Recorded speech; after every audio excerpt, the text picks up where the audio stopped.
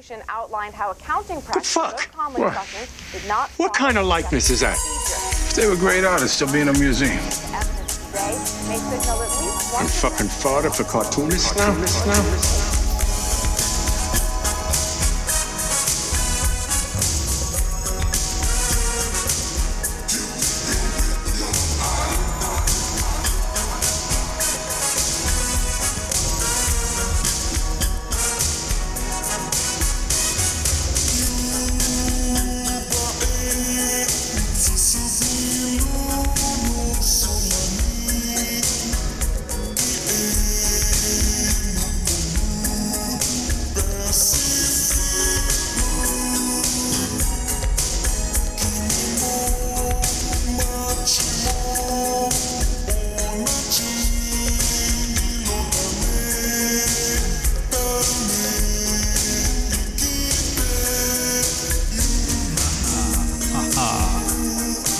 So true. Haha. What's up? Welcome to another episode of Gutter Boys. I'm your host, JB. My co-host, Cam, is not here. He had some internet issues that still plague him. We get into that in the interview. So for the first half, I'm going to be doing something that I really hate doing, but have no other choice, and that is to record this part of the show by myself. I hate talking to myself for the pod. It is truly one of the worst things that any podcast can do. It's just one guy talking at you, and I'm sorry for that, but there's really nothing I can do about it. I've played around with the idea of getting someone last minute to fill in, just so I didn't sound insane, but unfortunately, I just didn't have enough time, so here we are. For this episode, as part of our ongoing partnership with Chicago Zine Fest, as part of their official online programming, we are joined with Chicago-based cartoonist and one of the Chicago Zine Fest organizers, Elias Gonzalez, to talk about his work, his comics, how he got into making comics, how he got into assisting with organizing Chicago Zine Fest, and what all that's been like for him. He's a young guy. Yeah, he's a Zoomer. He's part of that new next generation of cartoonists, and they just keep popping up, man. And I also found out that, I kind of knew about this because he did express this early on when we first started talking to him about working with CZF this year, that he has listened to the show before. And it turns out he's actually listened to the show for a while. So before we get into the interview, I have to fill up some time. Although the interview runs fairly long, like it's a solid hour long. I guess I should talk about comics news, right? Like that's the thing that we do sometimes. Although I guess we haven't been doing that lately. I don't know. I'm a little out of it. I know we are behind an episode for this month. Only for the main feed though. We're still on top of things over at Patreon, patreon.com/gutterboys or gutterboys.top. You can go and check us out there. $5 will get you access to all of our bonus episodes. And I think at this point, quite a back catalog of bonus episodes. So, if you need more audio to fill up your headspace while you are drawing or driving or whatever it is you're doing while listening to this, that is an option for you. And you're also supporting the pod directly by doing that. So go check it out. Okay, let's see. So since Cam's not here, I'm going to be going to the old trusty bleedingcool.com website where I believe Cam normally goes to source his news. And let's take a look. Let's take a look at what's going on. One bit of news that did catch my eye, and this is pretty recent, is that Marvel recently announced that they will be doing variant covers by the Japanese artist Bangus. Any of you Capcom heads who love fighting games should recognize that name. He was one of the main artists working on all the art for Capcom back in the day, including character art for Street Fighter, Street Fighter 2 Darkstalkers, Street Fighter Alpha, etc., and so forth. So that's pretty sick. Obviously, he also did a lot of art for Marvel vs. Capcom and Marvel vs. Capcom 2. It is kind of a bummer, though, that it looks like the variants are not new in terms of artwork. It's all reuse of the initial artwork that he did for Marvel vs. Capcom 2. I mean, it's great art, so I mean, that's fine, but it's kind of a bummer that they're just reusing the assets. I'm not sure why that is. I mean, I have an inkling as to why that is, but yeah, man, they're desperate. They they really need people buying these books. I will not be doing that. So sorry that you can't get me that way, Marvel. I can just look at that art in any of the Capcom art books, and it'll also have more of that in it than any of these comics will. So yeah, nice try, Marvel. I guess we're doing lenticular covers again. That's great. Wow, Professor Xavier's first girlfriend returns to the X-Men. I'm just skipping through all of this shit. Like, goddamn. Yeah, none of this news is very interesting. Let's see. Oh, IDW Publishing hires Bobby Curnow as its new editor-in-chief. He's being rehired after being released in 2022 due to quote-unquote burnout. After leaving IDW, was the editor-in-chief at Magma Comics, which is a place I've never heard of. Yeah, I guess that's a upgrade or whatever. I guess he's just maintaining. I don't know, Bobby. So I'm going to move on to the next story. Man, this must be really riveting for you listeners. We're gone for 2 weeks, no new episodes, and you're stuck with this. Many apologies. Yeah, there's not a whole lot here today, which is not shocking because I feel like whenever Cam is looking for news stuff, it's usually similarly a drudge to find anything interesting or relevant or, 3 things to know about Absolute Universe and DC All In. All right, that's cool. All right, I'm just going to close this. This is a waste of time. All right, Cam and Jazz Heiss are hard at work getting their Butter anthology comic finished. It's looking great. Awesome lineup. I am very excited to see that. Not saying that because I'm friends with Cam and Jazz. I'm saying that because I think there's going to be some really great stuff in that comic. Might take Comic of the Year for me. So, yeah, we'll see. Oh, this actually brings something up. So I know we've done a couple of episodes, more so in the Patreon side, but we've done a couple of episodes where we focus specifically on something either craft-wise in making comics or specifically about the industry, sort of our little corner of small press in relation to the, I guess, overall ecosystem of comics in America. If there's ever a topic that you guys think we should cover, whether it be, I don't know, like improving inking, how to make an easier transition from analog to digital, or even vice versa, color theory tips, shit like that, we can get into that on an episode if that's something you think would be interesting for you, the listener, because this is, at this point, just, for you. So if there's anything like that that comes to mind, shoot us a DM or an email, gutterboyspodcast@gmail.com. Email us there. Let us know what you think. If you would like to see it, or if you would like to hear that, rather, on our main feed more. We still have a lot of guests lined up, so it's always a topic we can throw in, but I'm thinking more self-contained episodes just discussing that, and we might have some guests on there, 1 or 2. Just sort of a round table talk about it. And yeah, so that's just an idea that I just figured I'd put in front of you, the listener. On an unrelated note, getting back into Red Dead Redemption 2. I know this is not a gaming podcast, but it's a sick game, always has been.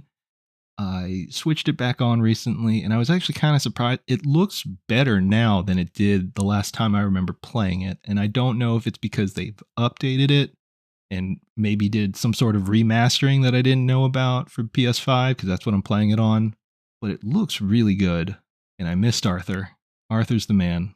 We all love Arthur Morgan. We stan our cowboy king. So, all right, so I feel like I've wasted enough time, right? That feels right. So we're going to take a quick break, and when we return, we're going to be joined with our guest for this episode, Elias. It will just be me interviewing him because Cam's lack of internet has been ongoing.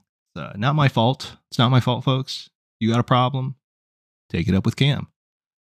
Send him your anger. Tell him why he sucks.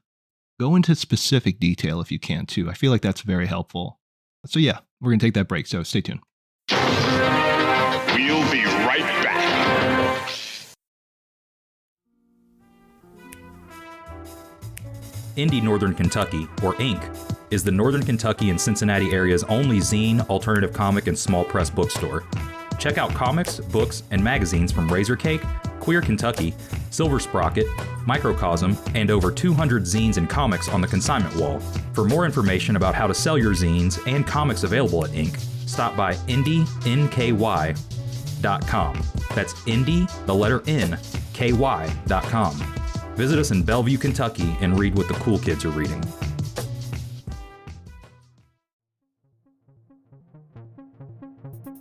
Underground Kingdom Comics Presents Romance is the third issue of a new anthology showcasing the UK's most exciting small press cartoonists. This 28-page A5 comic features cover art by Vincent Bell Robertson and comics by Lily Blakely, Adam Falp, and Anna Redmond, plus pinups from Kai Reynolds and Matt Greaves. Daredevils and Warriors wrote, "If you want to leave your comfort zone and are looking for thoughtful and original comics that have an edge without being edgy, then you should check out these UKC books."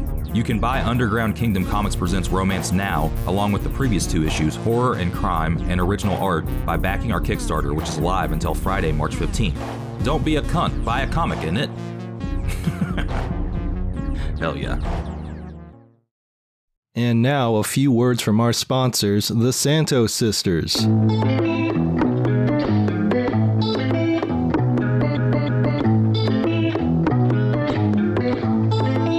Si ocurre algún problema, no temas que enseguida las hermanas Santos aparecerán para salvar el día. Hey, María Lana, son dos hermanas, tan calientes que te matan con su encanto. Y los villanos, hagan lo que hagan, no son rivales para la hermana Santos. El mal con su magia, ellas detendrán. No importa el problema, en cualquier situación con ellas contarás. El crimen no tendrá donde esconderse. A plena vista solo son chicas normales. Pero cuando los problemas aparecen, son superheroínas muy sensuales. Santos, las hermanas Santos, como ellas no hay tantos dispuestos a luchar. Santos, las hermanas Santos, como ellas no hay tantos dispuestos a luchar. Purchase your tracks today.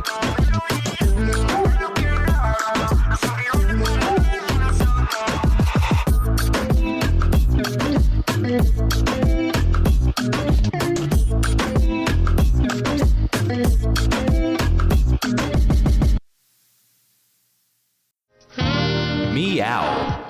Sid the Cat magazine is out now. If you've ever been to an amazing rock and roll show and thought, I wish I could experience this moment again, but in comic form, then Sid the Cat magazine is for you. Fiercely independent show promoters Sid the Cat have joined forces with comics journalist Andrew Greenstone to bring you an ongoing publication that documents the SoCal indie rock scene. This stunning 52-page full-color magazine features comics, articles, photos, and illustrations from a rotating cast of local illustrators and writers. It's a celebration of Sid's artists and venues and supports those keeping the bleeding edge of the indie music scene alive. Our first issue covers musical artists Big Thief, Illuminati Hotties, Mike Kroll, Fucked Up, Finn Lilly, Katie Kirby, Kate LeBon, Cursive, Christian Lee Hudson, No Win, and so many more. If you are a fan of comics, indie music, zines, rock reports, or community by the way of culture, order a copy now at sidthecat.com/sid-zine. Again, that's sidthecat.com/sid-zine.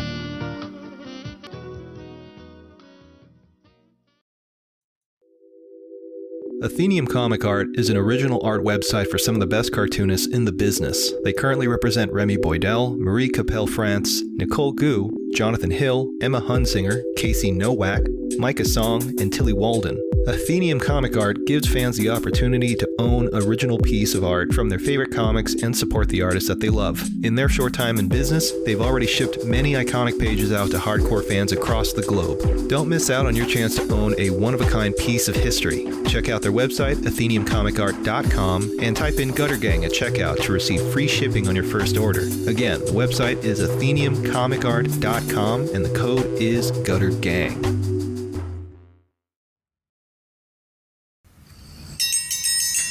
Morning, Gary. Morning, Marianne. Need a menu? Nah, I'll just have the usual. You sure do love your eggs and coffee, Gary. Best way to start your morning, Marianne. Well, that and an issue of Town and County. What's that? Town and County is a new comic series written and drawn by cartoonist Alex Knoll. He's that guy that wrote them books about teaching and that Mr. Rogers feller. Oh, he was such a nice man.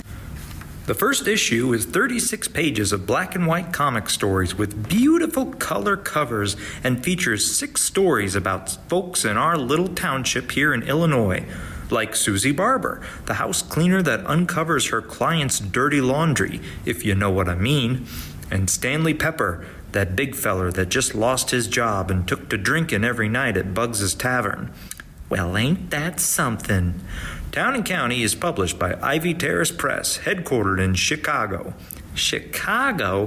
Who would want to live there? So dirty. Each issue comes with a copy of the Hometown Hero, our little town's newsletter, and it's only $8. $8? Where can I get it, Gary? You can order a copy of Town and County on the internet at storeenvy/Alex Knoll Comics. Oh, there's your breakfast, Gary. Thanks, Marianne. Nothing like a cup of coffee and a good comic book.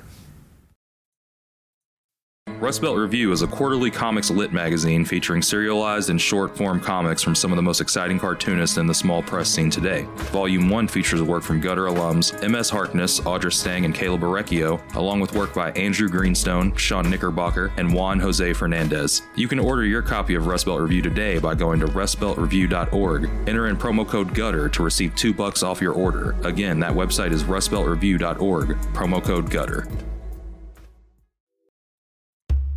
The Last Aviatrix is a post-nuclear adventure comic by independent, Los Angeles-based cartoonist Buster Cagle. The story follows Summer, our last aviatrix, who pilots the sole-surviving airplane, a nuclear-powered B-29, as she travels the ruined world finding ways to survive and help humanity while dealing with the imminent threat of the Atom-born, a rare breed of atomic wizards that want to see her out of the sky. Her mission becomes complicated when she accidentally picks up Henry, an Atom-born child who wields incredible power, and Clementine, a berserker on a quest for vengeance. Can our aviatrix survive this ruined and irradiated wasteland? Every issue can be read for free on bustercagle.com/comics. Paper copies can be ordered as well, but you can still read it for free. If you like wizards or warplanes, go check it out. Now, back to our program.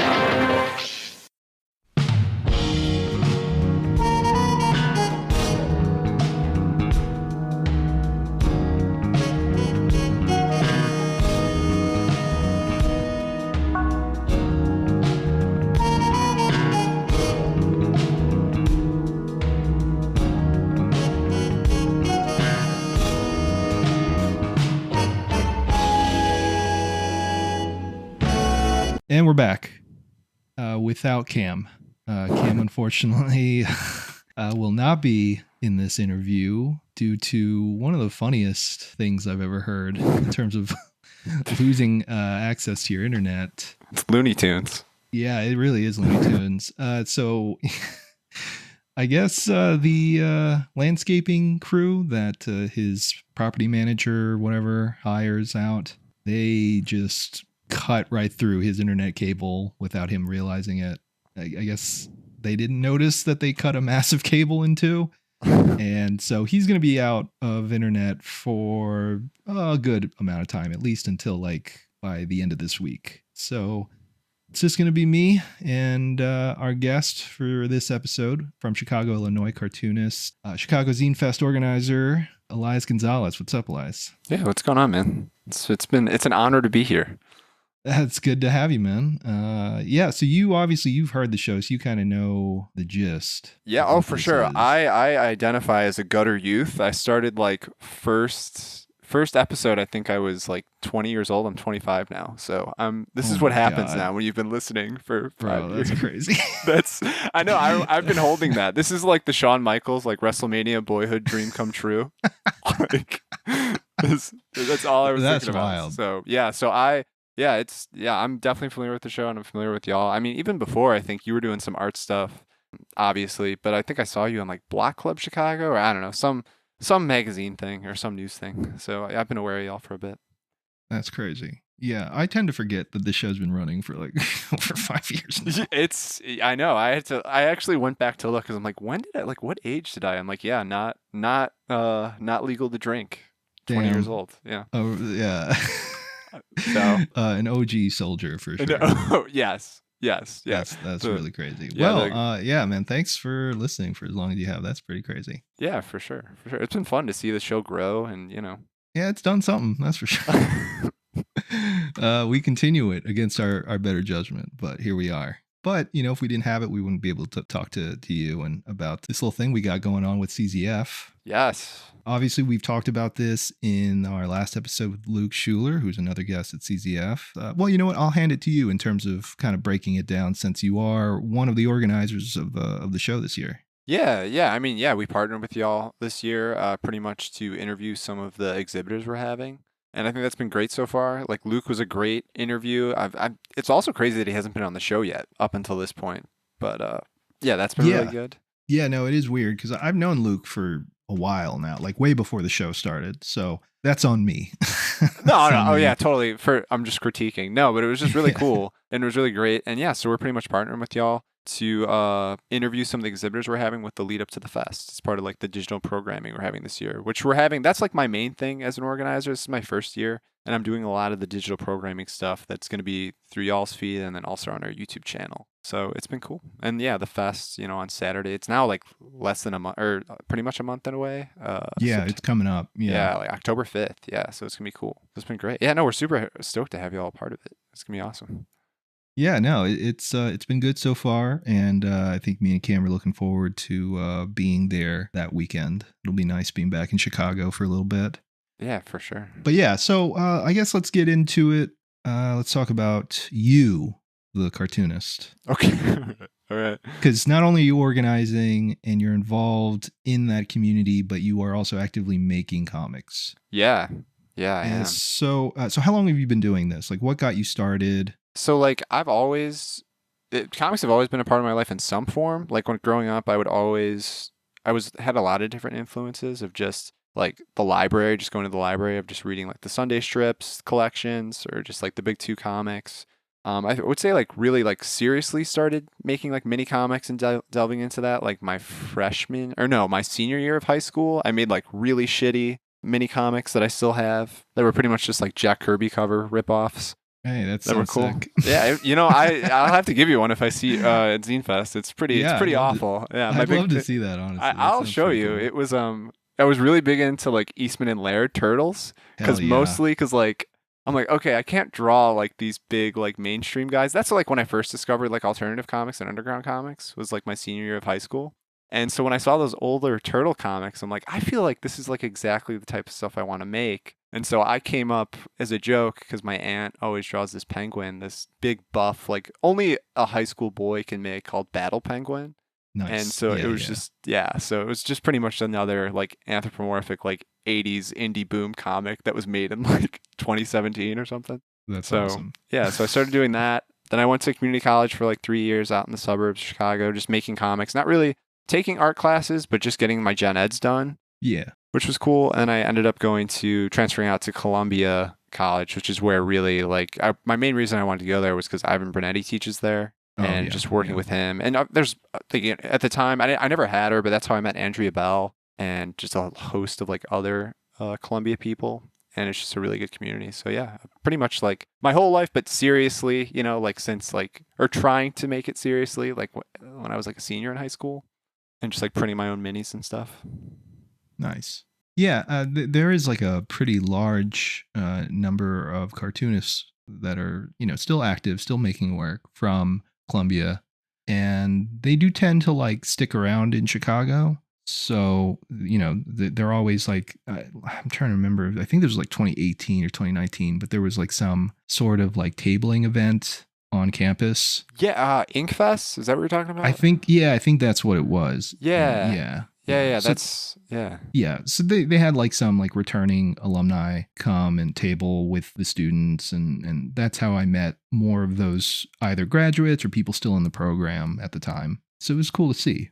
Yeah, no, it's really cool. It's like, yeah, everyone's pretty much still around. I mean, I like Cake was just like at the time we're recording this was just like 2 weeks ago, and that's like pretty much like a who's who of like half the people there. Like they're either affiliated or they went there or taught there or something. It's like, so it's always cool. It's like a small community, but Yeah, and it's still like pretty centralized, like even though Chicago is such a massive city, I think one of the reasons why Chicago does have like such a rich community of cartoonists, it's because everybody kind of knows everyone that's involved. So everything is like super centralized. The key like venues or businesses, small shops, everybody kind of goes to the same places. Yeah, and oh my gosh, I didn't even mention like the dude that's like one of the organizers of Cake now, Kevin Budnick. Like I feel like I can't leave him out, but yeah. Oh yeah. So it's just crazy. Kevin Budnick. Yes, Kevin Budnick. Great guy. Yeah, for sure. Really great guy.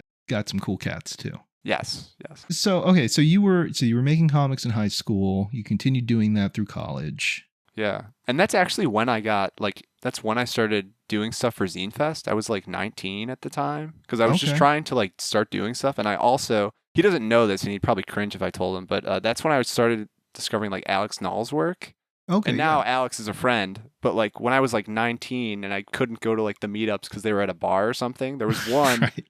There was one at a pizza place. And I remember meeting Alex for the first time, and I'm just like, this dude's the coolest guy I've ever met. Like, when I grow up, I want to be Alex Knoll. Well, I still think that about Alex. And I'm just like, I mean, you're right. He is. And also, he is like, one of the coolest guys. He is, and he's so nice, but like back then, it was just like, it's totally like high school of just like, I just want to meet another person that makes comics. I'm like, oh, there's this guy, Alex Knoll. He has, I think at that time he was doing his Kilgore tour. Mm-hmm. Around then, so it was like everything was going right, and it's just it was just cool. But so I started getting involved with them, and then the pandemic hit, so that took years off. But so I started trying to venture out because I'm in like the real northwest suburbs. So I just I felt like I needed a foot. Like I don't know, I just wanted to get out there and meet people, and that's kind of how it happened. So you are born and raised in Illinois. Yes. Yeah. Okay. Yeah. And Chicago was like the go-to place for you after you graduated high school and got into community college. You were like, no, this is where I want to be. For sure. Yeah. I mean, I think I messed around with thinking about going to like, I want to say it was like Portland State because I think they had some comics program, but that was like not, that was the right decision because they like the comics they're doing. I think like Brian Michael Bendis and some other people do things over there. And, I knew I wanted to make comics. I just didn't know where my stuff fit yet. Yeah. And then I think Columbia was definitely the right choice because I'm not interested in making those types of comics, Yeah, but Columbia was definitely it's in my backyard essentially, and like all the big names like of cartooning are there in the city, and it's like it's definitely like, for me it was very much Columbia or bust with who I was as a high school student and my ACT scores, so it was very much that. SAIC wasn't. I think with typically like with SAIC in school in general, it's just the money. So I never really it's really expensive, and I've heard it's nothing but great stuff. But I think Columbia was like the alternative for me. I see. Okay. Yeah, because I don't know if SAIC has like an explicit comics program. They have a very strong illustration program, but I don't know if there's I don't know if you can get a degree in comics, at SAIC unless that's changed over the last 10 years. I don't know. Yeah, I don't know. I know like at Columbia you didn't. Like I got my degree in illustration, and I know they were trying like a while back. They were trying to do some types of comics program, but it just never got off the ground. But like now it's almost like with Columbia recently, like ever since I graduated, it's definitely it seems like it's turned into a different school, or it's turning into a different school. Mm-hmm. And SAIC, I mean, man, they have like everybody working there in comics. I feel like, Beth Hatland, Marty Galloway. I feel like, was Johnny Sampson doing stuff in there, or am I just making that up? He might have. I feel like I he mean, might like have. there's yeah, because there's been a lot of cartoonists that will work at SAIC and then drop out Yes. and work somewhere else, or Yes. kind of get out of education in general. You know, it's not for everyone. I get it. Oh, totally. Yeah, I could never do it after being a student and seeing like just I don't Yeah, know. it's got to be pretty brutal. Yeah. For sure. Yeah, Yeah. especially since like if you're going to be working for an institution like SAIC, you're going to have to eat a lot of shit for a long time before you become, you know, like a staple at that institution. You would be able to make the kind of money that you should be making. You know, so Yeah. yeah, it seems like a pretty rough thing to get into. And hats off to all the people that manage it. I know, like, I believe Anya Davidson is still there. Yes. I could be wrong about that. No, I think you're Okay. right. I think you're Okay, right. yeah, Yeah. Because that was another person. It's like, you know, we're right down the street from them, but like we had, like when I was a student, I graduated like last year. So like I had no affiliation with them because like the schools won't do any crossovers, which are always just like insane to me with like just, Yeah. you know, that- but I get it too. I'm sure it's like a money. I don't know. It's like, you know, but yeah. Yeah, I think it's because they're both like private institutions. Yeah. No, that makes sense. So yeah, I'm not too keen on SAIC, and I don't know enough about Columbus to really have an opinion about them as a school. For other sure. than like I know people that graduated from there, you know. Right. But Right. yeah, SAIC has its own like culture, the way Columbus has its own culture. And Yeah. yeah, it seems like oil and water, like they just don't mix. That's, and I was talking to somebody about that. It's almost like 100%. Like all the like the SAIC friends I've made, it's always like, wow, this is crazy. Like this is a completely different world. yeah, I think they just have like a different philosophy about education in general. Yeah. But I also know a good number of really great artists that came out of SAIC, Oh, for sure. and a lot of great artists that came out of Columbus. So can't really go wrong. It just kind of depends on where your path you believe is for your work and where you see yourself developing as an artist. You know, I believe Caroline Cash came out of SAIC. Yes. Yeah. I think like now recently, like with a lot of the like my years and recent years, it's very much, it made me think of like the type of work that like Columbia students are making now, and like how, Yeah. I don't know, also I've been like in the program now for so long, so it's like it's hard for me to separate, but I feel like a lot of it's in like any college or any program, a lot of it just gets like so everyone's drawing so similar to each other and everything looks the same after a while. At least that was like my experience with like graduating there. So it's like when you have someone that draws like a little different, like maybe in a more like, not a non-commercial because I don't believe in that, but that's like the best thing I can say, you know, like in like a non-commercial way. It's like, okay, they really stand out. So I don't know. It's interesting for sure.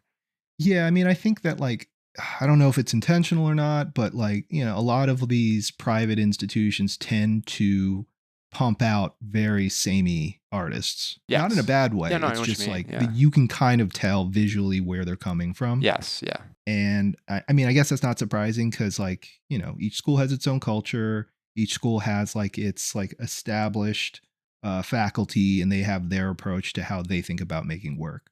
So obviously that's going to bleed into the types of people that come out of those schools. But in terms of like a visual similarity or through line for SAIC, I'm trying to think of like people that came out of SAIC where it's like, okay, like I see their work and it's like obvious to me that they're from SAIC. Right. Like for me, like when I was like a student, I was just like, man, all the really cool shit comes out of SAIC. And I think like Columbia wise, like I still think the same thing, but I don't mean like, you know, years ago. I mean like right now. And like there's still people who, Okay, yeah. there's still I think, you know what? No, I don't mean, I mean cool shit, yes, but I think people are willing to take bigger chances over there, and that's kind of like really applauded. sense. Where like at Yeah. Columbia, not that it wasn't, but I feel like they kind of get us to like stick in a certain way of drawing. And that's why a lot of the times, like some people who were Columbia draw like, and I'm sure it's all schools, but I feel like Columbia, because I've been there, you see them start to like really like, okay, no, this is how I was drawing in college, and like I'm gonna kind of go back to like, or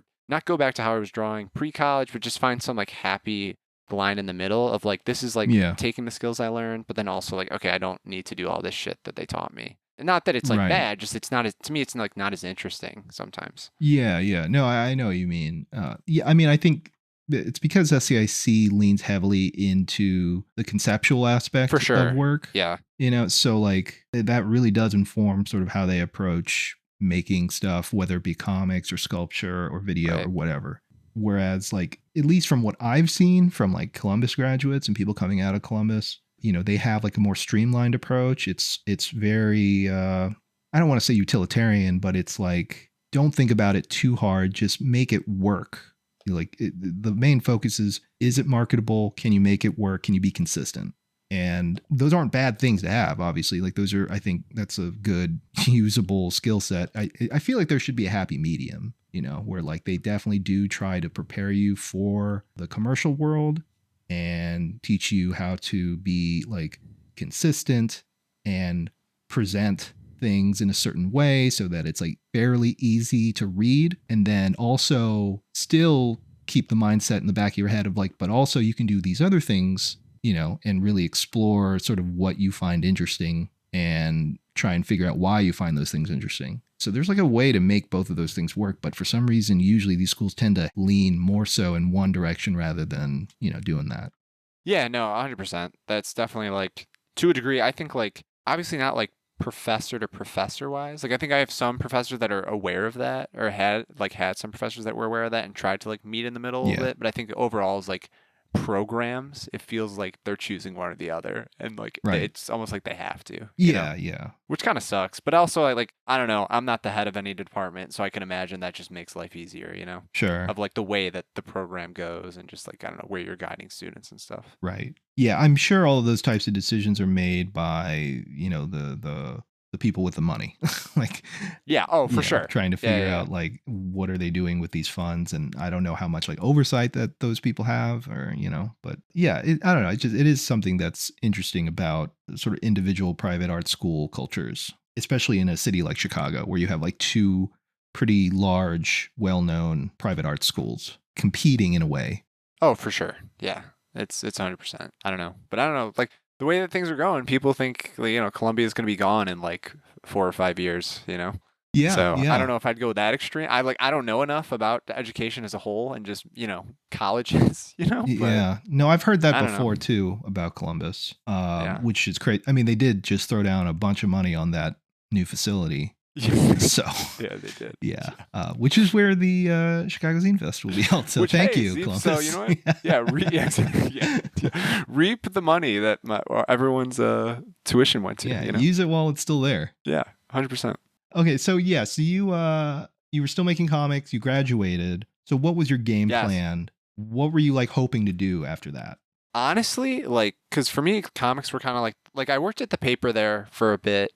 Doing like editorial illustration. Yes. But really it wasn't even like, it didn't feel like editorial. It just felt like really just making graphics there was no like of what I think of as editorial, of like storytelling and stuff. It's really just like, hey, we're doing like, and like I enjoyed my time there, but it very much just felt like, hey, we're covering this music festival. Can you just draw like a music note? Like, it was like, it was very much just like putting graphics on paper and not so much storytelling wise, which was great. Cause like I really learned how to work with clients and stuff. Yeah. And I would do comics sometimes. That's initially like what I was brought on to do, but I knew that was like quickly going away as time went on. So I definitely didn't really want to do, even though that's small scale, I didn't really want to work in illustration like that outside of school. I wanted to just like, for me, comics are like the endpoint for me, and that's what I want to keep doing. But in the meantime, I just really wanted a day job that I wouldn't like pull my hair out and just kind of like have health insurance and have, which is like bare minimum. But like when you're in art school and you're hearing all these horror stories and you're about to go into like an economy that's like really bad, it really freaked me out. Yeah.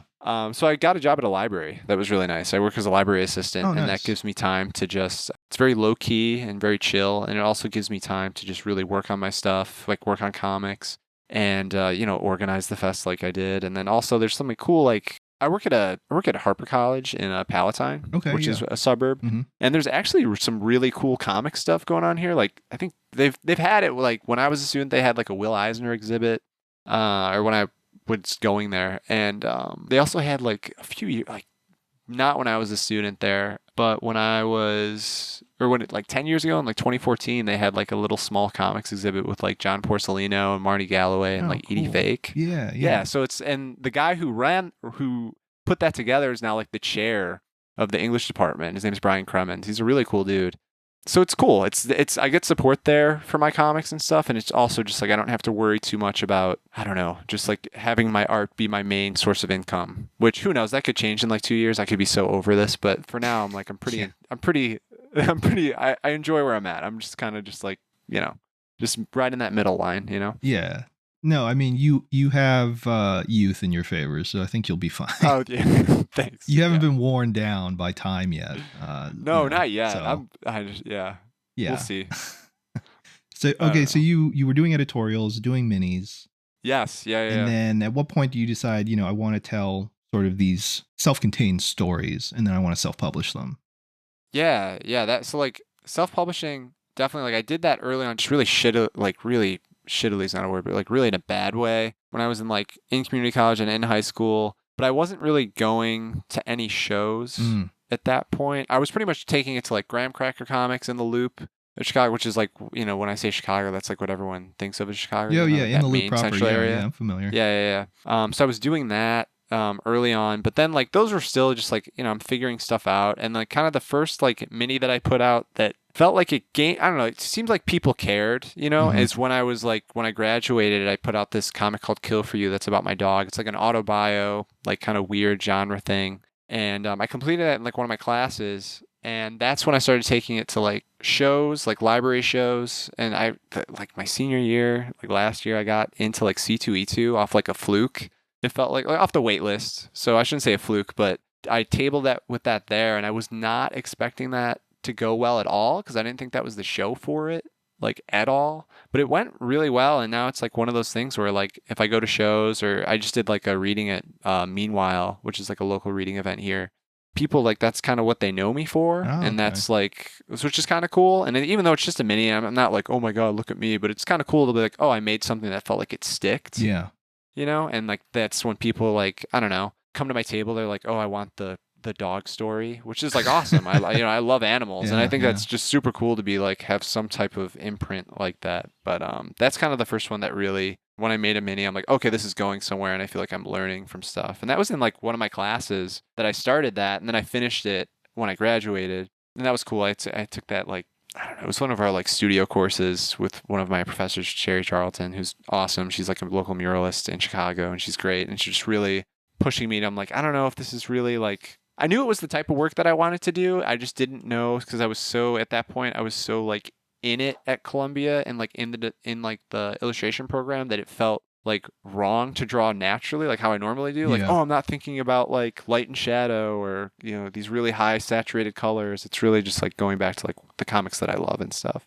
So that was cool. It was very much like a kind of game-changing moment for me in my comics. That's like, okay, this is the stuff I want to make, because that's like part of college too. It's like kind of, and just in general, making art and stuff, just figuring yourself out and the type of stuff you want to make. Yeah, no, that is like the first major hurdle, right? It's figuring out your voice, like figuring out what it is that you want to not only just talk about, but also like how you want to approach the medium. Like how do you want to do your layouts? How do you want to render stuff? Right. What's the pacing like? Right. So what were sort of the reference points from, when you were in community college and then going into Columbus versus you getting out of school and making more work? Like, did it change at all? When you say like reference points, like things that were influencing, like cool. how you thought about comics and how you made them. Yeah, like community college definitely like, that's when I really, really got deep into like alternative comics. Okay, yeah. So like, that's when I kind of discovered like John Porcellino and, oh man, I knew about Art Spiegelman, but that's when I really went in and like kind of went back and like learned everything about him, and just because I was interested in him. He's not really an influence at all, but he's someone that I was just really interested in at the time when I was in community college. Mm-hmm. And I was still like at the time reading like Big Two comics, because I was in this weird point where I'm just like, I still enjoy these books, but at the same time, it's like, it's not really, I could feel it like, it's not books that I really care about anymore. It's really more the artists I care about and the creators I care about, which is I learned early on, like when I think around like when I graduated high school and stuff. So it was really John Porcellino, like honestly, all the classics, like, like Love and Rockets, the Hernandez brothers. Animation has always been like a really big influence on me though, like Cartoon Network and The Simpsons. Okay, yeah. So that's always been like just in the way I draw. Yeah, John Porcellino really blew my mind with just reading his stuff, of how like minimal line work he can put on the page, but how much I don't know, emotion goes into it, and also just like how much you can say with those few little lines. Yeah. And honestly, it's like I'm very aware of like how lucky I am to be living in Chicago, because it's really just go to like any local creator section at any shop and you're going to get like some awesome stuff. Like I think I picked up like an Ali Trigoso mini is like one of my first minis I picked up, and that thing like blew my mind with what comics could be and stuff. So it's really just, I don't know, a lot of local people, just random stuff off the shelf that like, I don't know, just to see people that were kind of making similar things that I was making. And then I got introduced to that more and more. And like now, since graduating, like I'm looking at my shelf over here, like Caroline Cash, obviously like a huge, like just completely blew up like this past year. And someone like right when I graduated, I was kind of going more, because I really appreciate the way she colors her work and how it's just like those two tones most of the time. I was really looking at her stuff a lot to kind of like not model my stuff after, but like, okay, this is like kind of what my minimal, like I would have a minimal palette look like. Yeah. She's a big one. Honestly, just like Bubbles magazine in general, it's a big one. I'm just naming like all the hits, you know, Yeah, but just really just like comics as a whole. And it is like, I feel like there is like in all these like big indie comic cities of just like living here, like there is that thing that's like, even if you're not reading someone's work, you're aware of it and you're seeing it all the time, and that becomes an influence on its own, which is like a totally cop-out answer, but it is true, because it's like one of those things you go around and you're like, I don't know, there's someone whose work I'm sure like I don't really know who they are and I haven't read it yet, but I see them all the time at shows or I see it on the shelf, and it's like you get inspired by that type of stuff. So it's really just, I don't know, it's almost just like location more than anything, it feels like. So a lot of the stuff that you are looking at and being influenced by is stuff that is like accessible to you physically. Yes.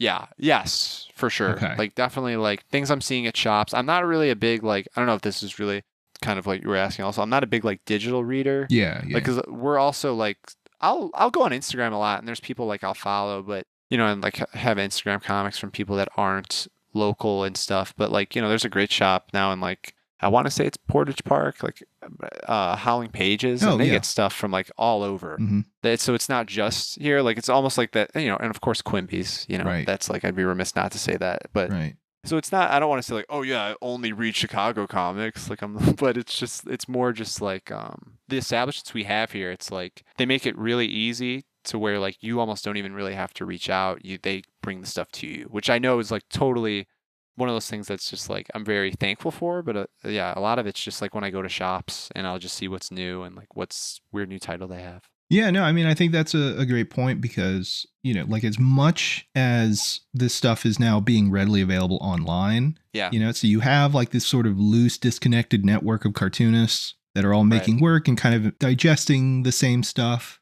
to a degree because it's all available to them at their fingertips. They're still going to be, I don't want to say limited, but like the stuff that has the most impact is always going to be the stuff that's physically present with them. Yeah, 100%. Like that's definitely always like, you know, because like part of making comics for me is thinking about what paper stock I'm using or what size it is or what, you know, am I going to make a book where everything's like the cover weight's the same as the interior weight or vice versa? Like, you know, it's like definitely like for me, especially like it's definitely something like I learned in school from like having Ivan as a teacher. It's just like, it's more like comics are great, but also comics are like an art object and you can really think of it that way. And that's like, you know, indie comics as a whole, right? Like that's what it's looked at. So it's just one of those things where, you know, I can really like an artist on Instagram or something, but if it's not like, if I can't like order it from their big cartel shop or something, or if I can't get it from like random like store near me or just like online, like order it like physically, it doesn't hold as much like weight for me. Yeah. Which is ironic because like I'm of that generation where it's like webtoons is like the biggest thing, you know? Yeah. It's weird because like webcomics definitely had their heyday for like, I don't know, like 5 or 10 years. Right. But I wasn't paying attention to it because it was just not, I wasn't in that age group where it was, I wouldn't say accessible because obviously I had access to it, but like, it wasn't something that I was drawn into at all.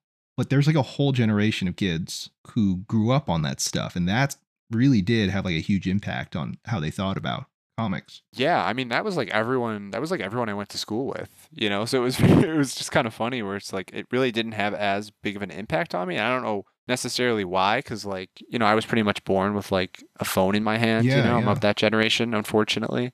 But it's just, yeah, like webcomics have never been a huge thing outside of like, what the ones that everyone loves, that it's like Simon Hanselman's or like Benjamin Morris, Right. like, or the countless other people like Michael Sweater, Benji Nate, they're doing awesome stuff, but it's not like I'll read their comics, but then I'm gonna like, that's not the end of it. Like for me, I have to buy it. I have to have it on a shelf, or I want to see what paper stock or something, like it's not like I'm good from there, Yeah. And like to get to that point, like a Benji Nate or a Ben Mara, it's like that's such a very small percentage of cartoonists. Oh yeah. That can like get to that point where they are in front of more people, their audience is much broader and much larger.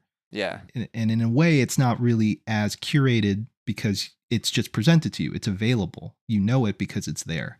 Whereas like, like a lot of these like local Chicago cartoonists, maybe they're just not as big. They don't have a recognizable name. Maybe their distribution isn't as wide of a net, but they're just as good, if not better. Yeah. No, it's true. Yeah, it's 100%. Yeah. So do you see yourself sticking around in Chicago or the Chicagoland area, I guess? Yeah, I'd say so for the time being. Like, I don't really have a reason to leave right now, Yeah. And like, for me, like, I enjoy it here. Like, obviously I've lived here my whole life. So I don't know, I very much take it like one day at a time, I'd say. Yeah. But also like, it's me like just graduating. I don't know, you never know what's going to happen. No, yeah, for sure. And you've obviously like established yourself in this community. So it would be quite a difficult task to like move, uproot yourself, and then have to establish some other community in some other place you're not familiar with. Yeah, for sure. Like I feel like I'm definitely still like, I don't know if I'm just in my own head. I definitely feel like I'm still establishing for sure. I feel like, I don't know, not like, I want everyone to know who I am. Just like, I want to be friends with like more cartoonists and more people and just like, get inspired by them and stuff. Yeah. But I could imagine like, for me, like getting up and moving right now would feel like a wrong time, because I feel like right now, like, I don't know, I just feel like my stuff's going in a cool direction, and I'm starting to meet more people, and I feel like just to like up and leave out of nowhere would kind of be, I don't know, it would feel like like sacrilege right now. Mm-hmm. I feel like I'm doing some cool stuff, and I don't know, I'm enjoying what I'm doing, and like that's what matters most. Yeah, no, definitely. Yeah, I could see that. Like moving, especially at this point, it would feel like counterproductive in a way.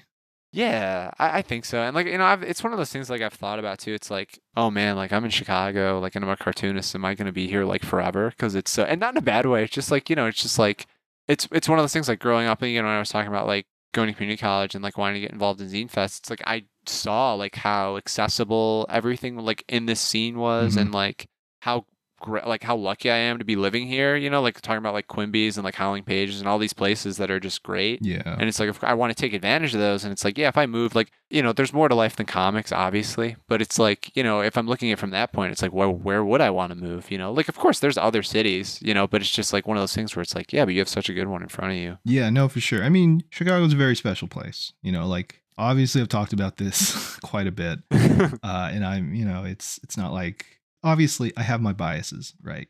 But, Chicago is not only like a major metropolitan city with a pretty decent sort of transit system, infrastructure, whatnot, but it has, unlike all these other large metropolitan cities, this really rich community that is fairly centralized, and it's relatively easy to like ingratiate yourself into that scene and meet other people and, be part of that community. Whereas I feel like a lot of other cities, and I know we've talked about this before, but like a lot of other places, not so much, like the communities tend to be a little more scattered. There aren't as many centralized hubs for like-minded individuals making work like that, which is weird to me, because you would think like there's nothing explicitly about Chicago that would make it so that it's one of the few cities in America that's like that.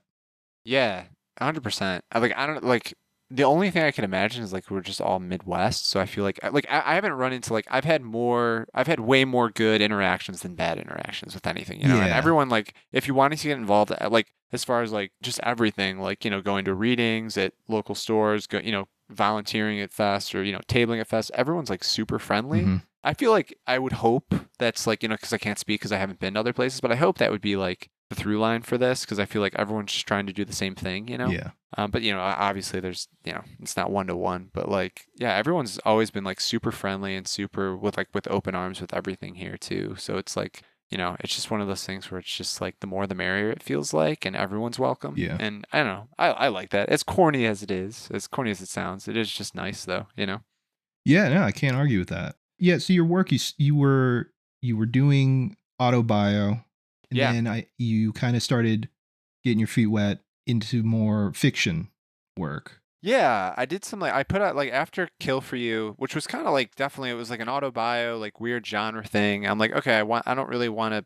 I didn't know if I like doing autobio. I just didn't want it to be all that I did. Yeah. So then I did this weird B movie wrestling comic called Baron von Brainbusters for the Children. Yeah. That was really fun. And it was kind of just again, it was one of those things I made it my senior, last year, and I made it in one of my classes. And it started in one of my classes and I finished it when I graduated last summer. And it was it's just a weird, kind of a short little story just about this Halloween wrestler that gets summoned on Halloween's night and stuff. And it was just fun. It's honestly more just messing around.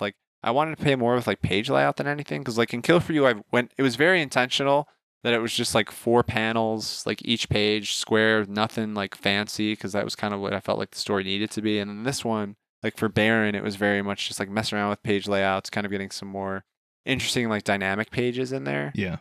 And I learned a lot from it, and also playing with color more, which is kind of what I did in Kill for You, but just kind of going more with that. And it was fun. It was another one of those things where it's as a whole, I wanted to learn how to make not just a better story, but also as a better comic in general. So as far as people picking it up off my table and looking at it, and just looking at looking at the inside cover, the backside cover, because I feel a lot of times it's I can have a good story in there, but if it's not put together well, it's people, I don't know, I just don't feel as good putting it out, you know? Yeah. So that was a fun little thing to do.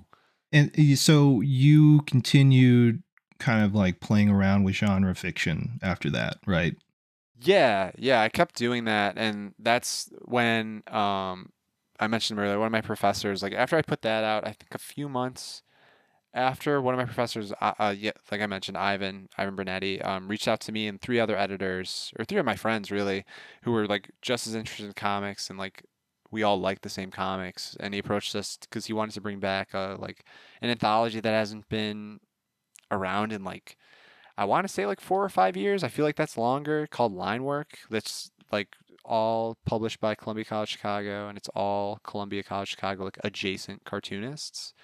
And that was not this past summer, but the summer before he approached us with that as editors that we wanted to just to oversee the project. Then we would all contribute, and I did some more genre stuff in that was really fun, and it was kind of flexing a different muscle. I was reading a lot of Michael Sweater and Benji Nate at the time, and being really influenced by them, and kind of just more, because when I did autobio, it felt very intimate, and that was the point, but I wanted to do something that I could kind of have more fun with and not be so, I don't know, not rigid, but not too worried about if I could be funny or not, which I think you can be an autobio, but with the story I wanted to do, it wasn't necessarily fit for it. Yeah, no, I get what you're saying. It's when you're writing stories about yourself, there's automatically this sort of preciousness attached to it, because you're so tied to the story for obvious reasons. Right. And I don't know about you, but when I was making work, the thing that usually got me the most interested in making it and more involved in it, it's I need this certain amount of distance from the story. Yeah, 100%. And that's that's how I feel. And it was also I didn't want to keep making autobio because I just didn't want to be, I don't know, I feel there turns a point where I do enjoy it, but there's a point to an autobio where it's it feels very whiny, and I just didn't want to be whiny. Right, I don't need to be another straight white cis dude whining in my autobio. Yeah, we need more of that. So, there's very little representation maybe I should bring it back in the small press scenes. So yeah, that's what everyone's clamoring for. Yeah, I mean, so autobio has its place, and it's kudos to people who can make an entire career off of it. For sure. Yeah, I just don't find my life or most people's lives to be that interesting. No, I know. And I've heard you say that before, and every time I'm like, yeah, I agree with that. Like, I just think, but I feel like the people that make it like their lifelong thing, it's not even like they don't have that perspective at all. No, And it's which you like, don't. I mean, and I'm not saying it's like bad or good, but it's Yeah. like you can tell that they're not having that in their head Right. because they're really, I don't know. It's cool. I think it's awesome, and but at the same time, it's like I couldn't like artistically like pumping that constantly out. I just couldn't do it. yeah, no, there's a certain talent required in order to do that, right? Like, Yeah, for to sure. be able to make something that is wholly about you and is attached to you and still be able to present it in a way where it's like not just self-important rambling and it's actually like an Yeah. interesting story. Like, some people are just really good at making stories that otherwise in any other creator's hands would be boring and mundane and just like a real fucking slog to read, and make those readable and interesting and engaging. And I just don't have that for the most part. Like, I don't have that ability. So, I mean, I don't mean to just dunk on like all autobio people just No, I don't flat think out. you are. I just think, you know, it's a skill in and of itself, and not everyone has it. No, 100%. 100%. Yeah, no, I agree with you. And also like too as a reader, like I don't want to read like just autobio. Yeah, you know? yeah. That's like me. It's like I got to switch it up. Right. So where do you see your interests being now in terms of like how you think about, you know, making comics? Like, do you think that you are kind of finding a rhythm with this, you know, playing around in this sandbox of genre? Yeah, I think so for sure. Like, I think like doing another autobio thing, like you never know. Like today I'm just not, I don't think I'm going to be doing more autobio right now just because like I don't think I have the story for it and I just don't want to like pull in at straws, So for me, definitely like I think genre really goes well for me. I think like strips specifically, like right now I'm working on another book that's going to be like a one-person anthology that I feel like is a rite of passage that I want to do. And then right now it's a lot of genre and it's just a lot of like gags and different sides of me, and also just kind of still like figuring out where my footing is as a cartoonist, Yeah. And I feel like the biggest thing is like, I don't know, I feel like all my books come from a certain point of view, and so I feel like my voice wise, I don't, and who knows, people who read my stuff might be like, no, you really struggle with that, but like I don't think I have that bad of a point of view on like finding my voice. I think more so it's just like literally like stylistically and drawing wise, like where I kind of lie with that. And that's kind of what I'm with my next book I'm putting out. That's kind of what I'm messing with, where no, like it's all the same trappings of a one-person anthology where no, story is the same style, nor, no story is the same genre, all that type of stuff. But it's really just like, one, it's something I really want to do. I think it'd be really cool. And also it's just like, I think a really fun exercise to kind of be like, all right, what works, what doesn't, Yeah. which is a lot of times like when I'm not doing comics, like outside of like just illustration stuff or like freelance stuff, just kind of messing with a completely different style or just doing something different and seeing what I can take back and like put into my comics. Do you have any like, I don't know, like short-term versus long-term goals? I know, that's something really like, because when I was in like school, they would ask me that. Yeah. And I remember always being like, well, I just want to make like comics. And then from that, I feel like everything else will follow from that. Yes. It's like, and not even like not like, oh, I'm going to get a book deal, I'm going to do all this shit. Like, I just think like if I just keep making books, like good stuff will happen, because Yeah. I just like, that's the worst thing. I just don't want to drop out or like drop off of anything and stop making anything like art in general. Cause then I feel like, I don't know, and I feel kind of lost. Yeah. So I don't know, for me, it's really just getting this next book out and, keep making more friends. And honestly, I mean that. I don't like, I feel like one big thing at my school was like, oh, you got to like network and stuff. I'm like, man, I don't know. That feels kind of like, I just want to make friends with people who like the same stuff as me. Yeah. Like I'm like, we're like, I'm on this right now. You're interviewing me and stuff and I'm on the show, but like, it's really, to me, it's like, I'm just talking to one of my friends. Like, that's really what I want. I don't want like, oh, I need to give this guy my business card or make sure like, I think that's cool. And I think it's great, but I think especially like in comics and stuff, it's very easy to like see that like who's genuine and who's not, Yeah. Yeah. And so for me to just keep making comics and keep making friends, it's like, that's like my intro. That's my intro to like my first grade class, Yeah. I always was very like I understand on paper the necessity of networking, Yeah, right. but to me, that always made more sense if you were like a hedge fund manager. Yes, Or, exactly. Yeah. Some shit like that. But for something like comics, it always like weirded me out, like you said. Yeah. Like there's something about it that feels disingenuous and gross.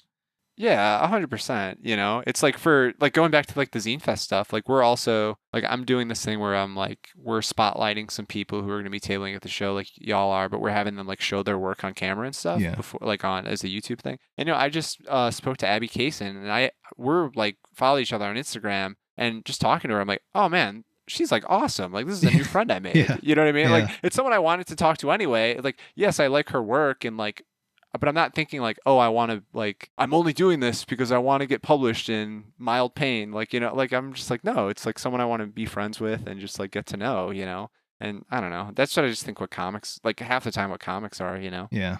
Yeah. And also like usually like the professional minded people who tell others to, you know, like the necessity of networking and yada, yada, yada. Right. To me, that always felt like you've never had any kind of relationship that wasn't transactional.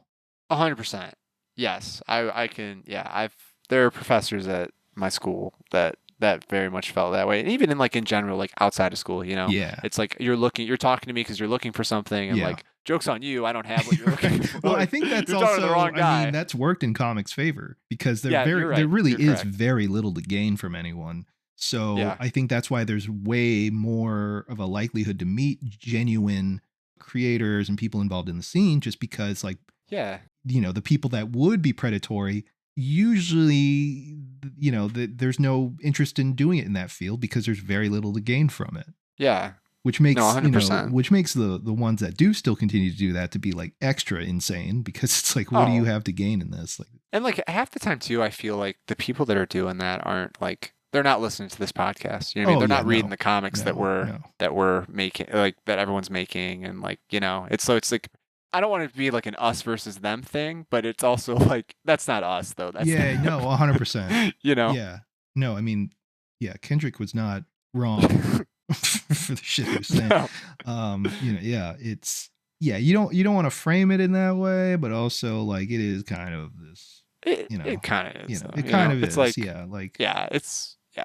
it's like, you know, and like, just like, I mean, tabling at different shows alone. Cause I hear you all the time how are you completely done with doing Read Pop shows like ever? Yeah, no, that's how I feel. Like, cause like you do that and then I think like, and you know, they're fine, but like going there, it's a completely different vibe with all of, like as I expected, but you know, just like when you go there, it's like, trading, there's no such thing as trading here. You know? Right.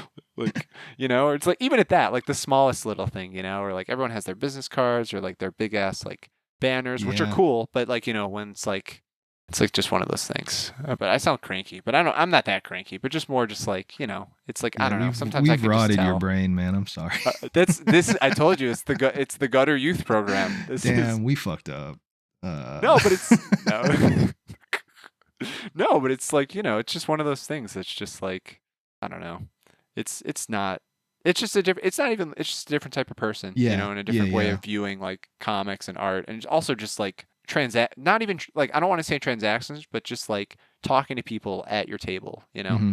I just feel like that's very, like those shows are very indicative of like the scenes as a whole, right? Like the indie comics and like small press scene versus like, you know, the very mainstream and big two comic stuff. Like, I don't know. Yeah. Like I went to like my last C2E2 when I was like the year before I tabled there, I went to a Top Cow talent hunt panel. Okay. And I should not have been there because that is not what I just was going because I'm like, you know, I was in high school and I'm like, I want to, like, this is what you do. You go to these panels. And I will never forget Mark Silvestri, you know, had like sunglasses on the entire time. That rocks. And I'm like, that rocks so much. I'm like, that lives rent free in my brain, like forever. He could have been hungover. Like, what? I've been there. He could have been. I was like, what? Like, oh my God. That rocks though. Yeah, to do that at a panel, it's like, yeah, it's such a small thing, but like, I know, hell yeah, but also like, fuck no, I don't want to work with you. Yeah, me, like 19-year-old me, just being like, I don't want to work with the guy that's, you know, one of the Image founders or whatever. But, you know, it just was very like, it was just more like, you know, I have those interactions, but then like, you know, like going back, I talked to him earlier, like, you know, when I was 19, I met Alex Null and he was like the sweetest person ever to me and was like super supportive of everything. He does not care about trying to like propagate any kind of idea of who he is.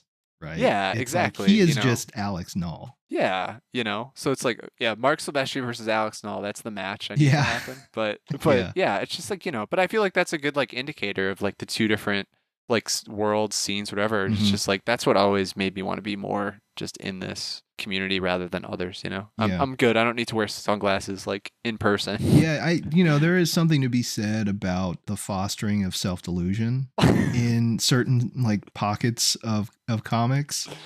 Yeah. And it should be studied because it's really crazy, wild, man. Yeah. Like I just don't understand. Like you're wearing so like, dude, like this shit's fucking nerdy. Like there's not, Yeah. it's not cool. Like I get it, but like it's like the same thing where it's like Urban Outfitters. They have like all those like really cool. Like now they're common knowledge. Like when Venom was huge and they were making like all that stuff look really cool. It's like the same type of like, I don't know, community stuff that's like, I don't know what's like, you guys are trying to make this thing that's not cool. Like Venom's cool, but like it's still nerdy though. It's like a geek thing, you know? Yeah, I think a lot. And it's okay. I think a lot of it is like we inherited a lot of like baggage from Gen Xers. Yeah, that's a really good point. Where they really did lie to themselves. That they saw Jim Lee, they saw Rob Liefeld with Eazy-E, and they're like, oh, yes, that's the ticket to how I can be cool. This is cool. And no one stopped to tell them that, like, no, actually, like what you're watching is a once in a lifetime thing. It is never going to happen again. Yeah. It was really a freak accident. Yeah. And these guys were like the top 0.0001% creators. Yeah. And this is it. Never going to happen again. No, it's not. It's And 100%. they saw that and they really took it to heart. And they just, to them, the dream never died. No. And now we're just, we're here to reap the benefits of like all this like really cool streetwear that's like superhero stuff, which some of it's cool. Like I know you design some of stuff. it is cool. I know not, yeah. You don't do the superhero stuff though. No, I don't. But, no. But it still looks cool. But like, I just like the person that wears that, I'm being such a hater now, but like, see, this is what happens after 5 years. Here on the pod, you are valid. So please. But it's like, it's just like, I feel like when, it's just like, it's a geek thing. Like, and I'm a geek. I'm not saying like I'm above it. I'm just saying like, just make it be like, it's okay. It's nerdy. Like have it be what it is, I think that's fine with being what it is. Yeah. I mean, I understand like especially now, the sort of nostalgia for the Jim Lee era X-Men stuff. Oh, for sure. Yeah. I get it. I 100% get it. And a lot of that stuff does look good. Oh yeah. But I don't know. I don't care enough. I don't know. No, I don't know what it is. No, it's honestly, it's just PTSD. I used to work at a comic shop, and I remember like when I would work there, like anytime the new Pokemon cards would come out, the first people in line, like each Friday or whatever, it would always be these dudes all decked out in like Supreme stuff. Hell yeah. And I'm like, okay, like this is like that's what I'm talking about. You know what I mean? Where it's just like hey, buy all the Pokemon cards you want, support this shop, but also like, I'm just like, they're making big money moves, man. They are. You're thinking a bunch of holographics in there. You're thinking small time, and they're thinking big. Yeah, they are. They are. They see where the market is, right? Yes. It's like following the stock exchange. Yeah. This is fucking Gyarados holograph. Like that's gonna really. That's when we're gonna really pop off. Yes. You just got to sit and let it cook and then flip it. Yeah. No, it is. There's a certain kind of guy for sure. Yeah. You know what I mean? Like, I guess that's, and it's 100% a dude. You know what I mean? Oh, no. Yeah. You're not seeing. No. Yeah. No. It's just very much specific. Like, I don't know. There's a parallel, but it's not the same guy. Yes. Exactly. Yeah. It's just one of those things. It's just so interesting. But yeah, I don't know. Like, it's like it could only happen in this timeline, Oh yeah, like right. only this timeline. Like all these new MCU movies and shit. Like it's only could happen.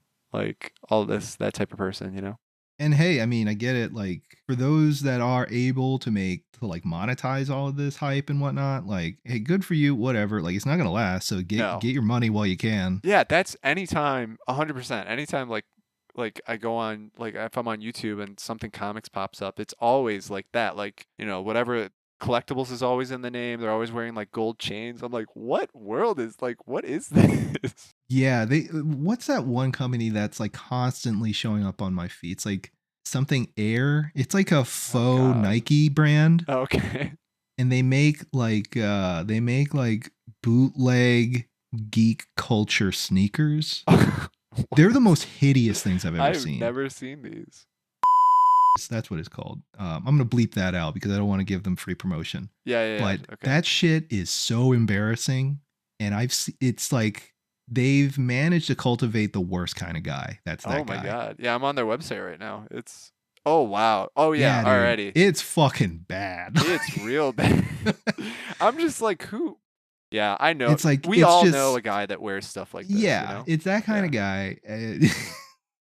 It's a guy who never really fully understood what shame meant. And, good for you, I guess. But, like, damn, that's wild. All their properties, too, are like 90s properties. Because, of course, they are, you know? Of course. Yeah. Yes. They're all millennials for the most part. Yeah. Yeah. Yeah, it's definitely the new millennial brand for that kind of guy. Yeah. Oh man, it was so funny because when I was listening to the episode before this, Luke Schuler, I heard you when you all went on a rant about like Gen Zers. I'm like, oh fuck, I really hope that's not me. Or like I was going through our email exchange, like, oh fuck, like oh my god. I honestly don't even remember what we said. It was something just like I think Cam was being really nice and he was like, yeah, I just like the pandemic and your stuff or like could like fuck them up maybe, and then you were just like, just don't be fucking weird. Like it's not hard. Yeah. I'm like, yeah, I agree, but it was just well, funny. To the Gen Z's credit, like the pandemic fucked you guys up real good. But no, also, I'm not making excuses. Some of us are weird, and that's yeah. But there's fucking weirdos in every generation. Yeah, that's fair. Millennial weirdos, fucking Gen X weirdos, they're all just as bad. In fact, I would argue that, the Gen X and millennial weirdos are even more insufferable because it's like you've had more time to figure this shit out. Like, why are you still this way? Yeah, why? Yeah. So Gen Z to a degree gets a pass in comparison to those because it's like y'all went through a really weird time. Like just generationally, that is a weird time to be around. And, you're still growing up. So like, you get it, like it's fine, I get it. But like these other fucking people, like what was their excuse? Don't bring up 9/11. Like that's not an excuse. You didn't suffer 9/11. You know what I mean? Like that's not. I've heard fucking millennials and Gen Xers use that, or like, oh, Kurt Cobain killed himself. It's like that had no effect on you. Shut the fuck up. Like that, you did not have trauma from a rich guy blowing his brains out. I'm sorry. You just hear the wildest fucking things. No, I trust me. I know. It's, But I mean, in like 10 years time, it's just like, when like baby Gronk didn't get rizzed up, I like, was like trauma bonding with these other people online. And it's like, okay. All right. So yeah, that's where it comes from. Yeah. All right. I think we're good on time right now. Was there anything else you wanted to cover before we wrap up? No, honestly, that was everything. Obviously, Zine Fest is happening. Chicago Zine Fest on October 5th on Saturday. Come by. It's Columbia College Student Center. It'll be a fun time. Hell yeah. And where can people find you and your work online? Yeah, they can find on Instagram at whatever Elias. You can just find me on there and links to everything. It'll be there. Sick. You got like a web shop there too? Yes. Yeah. Okay. Nice. Yeah, okay. All in like that link tree thing. Yeah. I still have yet to get on that. Like that's been around for a while, and it's really nice. It's so, I don't know. Maybe it's the Gen Z in me that probably likes it so much. No, I see it every really time. Nice. Every time I see it, I'm like, this is smart. This is so smart. You just have everything in one little link. Yeah, and you can add. If you have a new book coming out or some new design for a shirt or something, you can just add it to the top, and then when that's gone, you just delete it. It's great. Smart. Yeah, I'm not smart. No, you got to do it because I'm sure there's plenty of people, including me, that want your shirts. So. Well, I'm out of the shirt game. At least like doing it myself and selling them myself and like direct to consumer, whatever. I'm out of that. I've been out of it for like 2 years now, almost. I feel like you've been out. You know what? Then it is. Then it's just all that. It's all the people posting on Instagram stories. I feel like anytime they're at a show, I always see people with your shirts in them, and I'm just like, okay, that is. So you have that. You have that living on. You have that like icon status. That's that's one way of putting it. Yeah. The stuff that I put out during that period, people still, I appreciate the fact that they still like that stuff and still wear it, hold on to it. That's very chill. Well, they're good designs, cool. Man. If they were bad, thank you. If they were bad designs, no one would want to wear them. Hey, man, I appreciate it. Yeah. But then that kind of led me into the day job I have now. So I am technically still making that kind of stuff. It's Yes, just no, I know. it's just not my name on it on my web shop. It's like at fucking Hot Topic or some shit. Which is kind of fucking dope. That's kind of cool. So yeah, it's congrats, weird. by the way. Yeah, on it's that very job. strange. It's a cool job, but it's also weird to think because like sometimes for research, me and my friend that also works there will go into like a Pac Sun or an Urban Outfitters or a Hot Topic. Yeah. And see what's on the racks, what's hitting markets, and you'll see either my stuff or like someone we know stuff on the walls, and it is a strange feeling to see that. Weird job for sure. Oh, that's cool. Have you seen a kid like downing a Slurpee yet with like some shirt? Because your stuff's at TJ Maxx, right? Yeah, it's I've done some. Actually, I've done quite a bit that's sold to TJ Maxx. Nice. There's a couple of things at Target. That's cool. I'm trying to think of like what other shops that we've done, or at least that I know of that's like currently in retail. Spencer's is another one. I think. Oh, that's cool. I had a good number at Spencer's. I don't think I've seen anyone. I have seen like someone out here in this like small town. There was this dude wearing a shirt that my manager designed. That was like it was part of like a trend that we were both developing. So that was weird to see, just like in this like tiny ass town in the middle of nowhere. And there's this guy with this fucking PBR shirt that my manager made. It's shit's gonna hit the fan when like some TikTok explodes of these kids just like breaking windows or something, and it's just all your shit that they're wearing. It's gonna be all like, you know what I mean? Yeah, well, we'll see. I in my mind, I'm just like, these are all just gonna end up in a landfill. Like that's just the nature of of retail, Right. So, but yeah, it's cool to know that someone out there is wearing something and they have no idea who I am, and that's great. That's pretty cool. That. I don't know. That's almost even cooler sometimes because they just fully like it because it's the design and not like with you attached, All right, man. Well, yeah, I think that about does it. Thanks so much for coming on and talking about your work. And obviously, we will get to hang out at CZF this year. Yeah, for sure. And so if you're listening to this, be sure to mark your calendars. What is October, 9th? No, 5th. 5th. Man, I'm so off. Okay. October 5th.